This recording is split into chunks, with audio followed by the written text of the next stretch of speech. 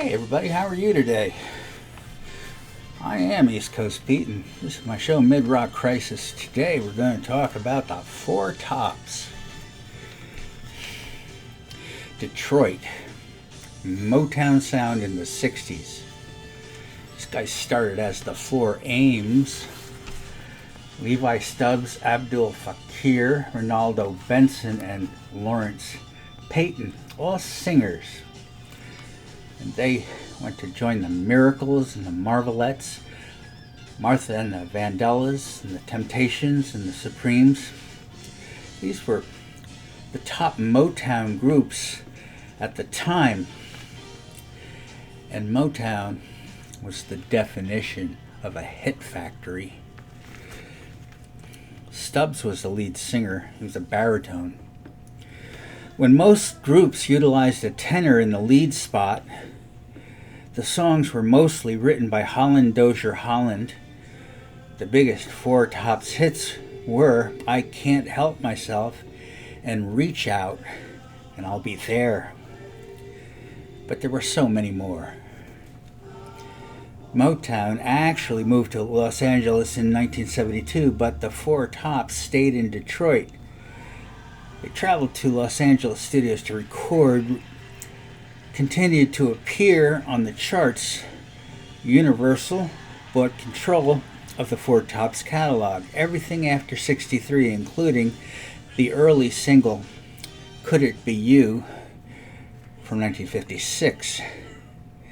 The original lineup had all passed away by 2011. All were replaced except for Fakir, who is still going strong, as are the Four Tops. Way back when, they were high school students at Pershing High. They first performed for people at a birthday party. They liked the attention, and they decided to keep a good thing going. Chess Records signed them in 1956, and the Four Ames became the Four Tops to avoid confusion with the Ames brothers. You know, this is all in Chicago still. And the next 7 years were spent kind of aimlessly searching for their first hit, and they performed as a supper club act. And in 1963, Berry Gordy Jr. convinced them to join Motown. At first, they sang backup for the Supremes and Martha and the Vandellas. Holland Dozier Holland had created an instrumental track which would become Baby I Need Your Lovin', and the Four Tops' first hit at number 11. The band concentrated their efforts to recreate the formula of Baby I Need Your Lovin'. In '65, I Can't Help Myself, Sugar Pie Honey Bunch was their first number one.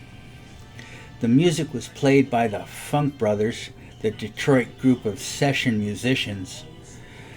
With the Motown songs, unlike other studios at the time, there was no attempt at deception with session artists. Motown produced singing groups, and it was assumed that they didn't play their music. The focus was lyrics and harmonies and groove.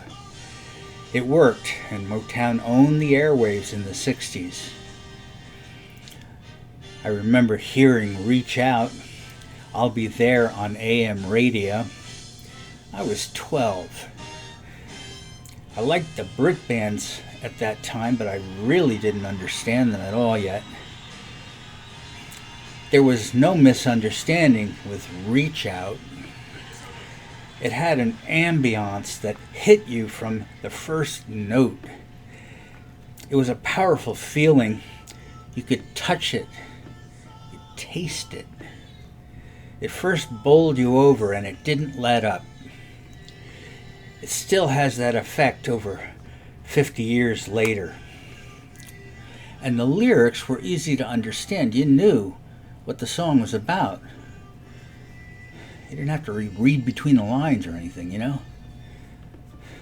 The follow-up, Standing in the Shadows of Love, continued the energy, and it was lyrically the opposite of Reach Out, but that sound was again present.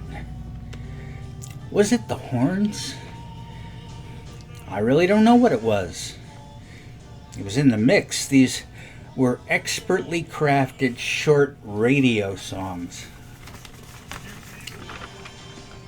Between the Four Tops and the Temptations, and not forgetting the Supremes and others, Motown was now the most successful label in the country, if not the world.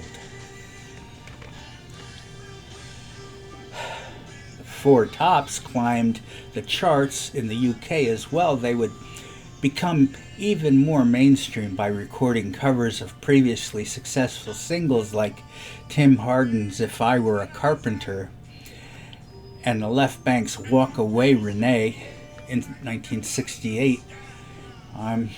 In a Different World was the last Holland Dozier Holland hit for Motown. They left after monetary disputes with Berry Gordy Jr. The hits dried up. New writers Ivy Jo Hunter, Nicholas Ashford, and Valerie Simpson, and Norman Whitfield and Johnny Bristol all tried to match the formula, but didn't. In 1970, It's All in the Game, this is a psychedelic soul song, was their first top 10 in 2 years, which is a lifetime for a chart-topping band. The album, Still Waters Run Deep, was considered a concept album, previously unheard of for soul music. This album was the inspiration for Marvin Gaye's What's Going On, which included a political attitude, also unusual for soul music. Everything changes. The 70s would belong to the Jackson 5. Rare Earth and Diana Ross, as far as Motown was concerned. Berry Gordy Jr. planned to break into the movie industry. He and his artists all moved to Los Angeles, but many opted to stay in Detroit, including the Funk Brothers, Martha Reeves, and the Four Tops. Keeper of the Castle was the Tops' first top 10 single since Bernadette in '67. Ain't No Woman Like the One I Got was also a top 10 hit. Are You Man Enough charted due to its appearance in the movie Shaft in Africa. In 1976, Catfish would be their last hit for ABC. It made the top 10 R&B. The next hit was in 1981 with When She Was My Girl. Went to number 1 in the R&B. And in 1988, the Four Tops had been touring Europe. They missed their flight home and were exhausted by the tour. Pan Am Flight 103, also known as the Lockerbie bombing. The band missed that flight and were spared. The 80s and 90s were sad and tumultuous for the band. Cancer and strokes took them one by one. Of course, Abdul Fakir would unite with the Temptations, keeping the Tops' name alive. And the Tops were inducted to the Rock and Roll Hall of Fame in 2005. And here is a list of their albums. In '65, the Four Tops. In '65, Four Tops' second album. 67, On Broadway. This album has Maria from West Side Story. In '67, the album Reach Out. It's got dancing, music, singing, beat music. It's got at least one of everything, possibly more than one. Then in '68, Yesterday's Dreams. In '69, the Four Tops Now! Exclamation point. 69, Soul Spin. In '70, Still Waters Run Deep. Also in 70, Changing Times. Also in 70, The Magnificent Seven, and in 1971, The Return of the Magnificent Seven. And then in 71 also, Dynamite with the Supremes. 72, Nature Planned It. In 72, Keeper of the Castle. In 73, Main Street People. In 74, Meeting of the Minds. And 75, Nightlights Harmony. 76, Catfish. 77, The Show Must Go On. 78, At the Top. And 81, Tonight! 82, One More Mountain. 83, Back Where I Belong. 85, Magic. 86, Hot Nights. And 88, Indestructible. 95, Christmas, Here With You. What a group, huh? Everybody knows them. Maybe you don't know them from how they look, because, back in the 60s, AM music was played over the car radio, and it's all kind of mid-rangey. The treble and the bass were kind of left off because they knew that AM radios, they didn't pick up those sounds, so their songs have a very mid-rangey kind of strength to them. Thank you all for being with me on Midrock Crisis. I hope you enjoyed my show. I'll be back soon, hopefully. And if not, something must have happened.